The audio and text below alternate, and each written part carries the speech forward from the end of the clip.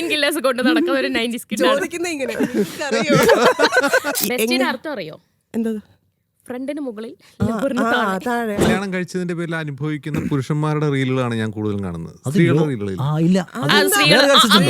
സ്ത്രീകൾ ഡിവോഴ്സ് ചെയ്യുന്നു. സ്ത്രീകൾ അത് റീല് ചെയ്യേണ്ടെന്ന് വിചാരിച്ചായിരിക്കും പ്രശ്നങ്ങൾ അനുഭവിക്കുന്ന സ്ത്രീകളൊക്കെ ഉണ്ട്. തോന്നിയ പോലെ നിങ്ങളുടെ കട്ടിലേക്ക് കിടന്ന് ഈ സൈഡ് മുതൽ അങ്ങേ സൈഡ് വരെ ഉരുള ഇത് നടക്കത്തില്ല. കല്യാണം ഫുൾ കഴിഞ്ഞു ടൈം മൊബൈൽ അത് നടക്കണമെന്നില്ല.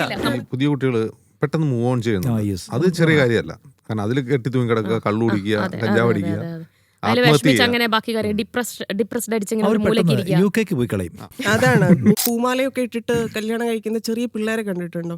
എന്നുവെച്ചാൽ ആദ്യമൊക്കെ ഞാൻ പാട്ടും ഉണ്ടാവാറുണ്ട്. മറന്നുപോയി. തഞ്ചാവൂര് പട്ടം അതല്ല പൊന്നുമള എന്റെ മക്കളൊക്കെ ഇപ്പൊ തന്നെ 30 വയസ്സ് വരെയുള്ള എന്ത് ചെയ്യണം എന്നെ വിളിച്ച് പ്ലാൻ ചെയ്ത് തുടങ്ങി. ഞാൻ ഇവിടെ നാളത്തെ ഇതുവരെ എന്താന്ന് ആലോചിച്ചിട്ടില്ല. അതാണ് അപ്പൊ ഈ സമൂഹത്തിന്റെ നൈരന്തര്യത്തെ കുറിച്ച് കുട്ടിക്ക് ഒരു പ്ലാനും ഇല്ലെന്നർത്ഥേ. ഗോസ്റ്റിംഗ്, സോംബി എന്നൊക്കെ പറഞ്ഞാൽ വിവാഹം, കുടുംബം, ഇതൊക്കെ മനസ്സിൽ സ്നേഹത്തിന്റെ കിരണങ്ങൾ. യുവാവ് അപ്പുറത്ത് പൊട്ടിക്കറിയാൻ തുടങ്ങും.